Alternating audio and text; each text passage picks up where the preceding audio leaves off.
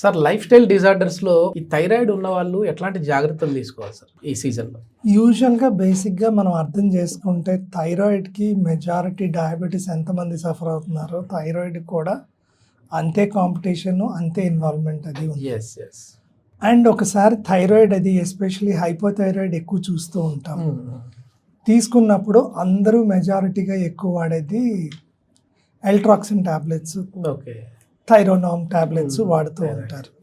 So ఎప్పుడైతే ఈ thyroid అది వచ్చిందో అలోపతిలో అయితే మీరు లైఫ్ లాంగ్ మెడికేషన్ వాడుతూనే ఉండాలి.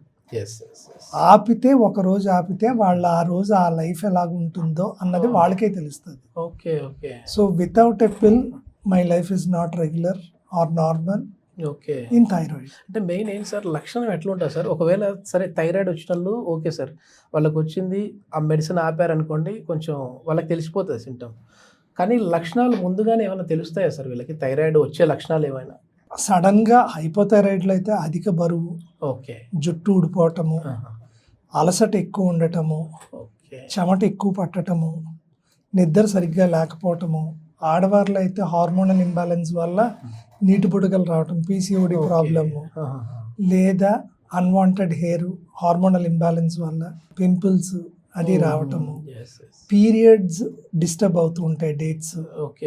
So yes, plus profuse sweating అది ఉంటుంది, అధికంగా చెమటది పట్టేస్తూ ఉంటుంది, విసుగు చికాకు ఉంటుంది, బద్ధకంగా ఏ పని చేయబుద్ధి అవ్వదు, ఏ తిన్నా కూడా నాకు అలసట కిందే ఉన్నట్టు ఉంటుంది, ఫిజికల్ యాక్టివిటీ చేయాలన్న ఆలోచనే రాదు, చెయ్యలేడు కూడా. ఈ లక్షణాలు కనపడితే ఒకసారి థైరాయిడ్ టెస్ట్ చేయించుకోవడం మంచిది. ఎస్. Okay okay. ఒకసారి థైరాయిడ్ వచ్చిన తర్వాత ఇంకా వీళ్ళు అలోపతిలో అయితే లైఫ్ లాంగ్ మందులు వాడాలి. మరి హోమియోపతికి వచ్చారంటే ఎట్లా ఉంటుంది సార్ సిస్టమ్? సో హోమియోపతిలో మీకు జీవితాంతం వాడవలసిన అవసరం లేదు.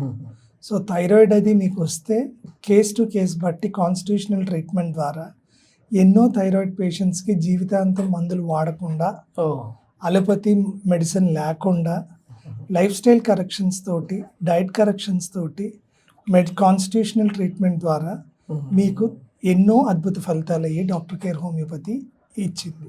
Okay okay. అంటే మళ్ళీ ఒకవేళ ఆపిన తర్వాత కూడా ఇట్లాంటి ఏదన్నా వాళ్ళలో సింటమ్ కూడా కనపడదా sir? Provided you take precautions as advised by the physician. Okay okay.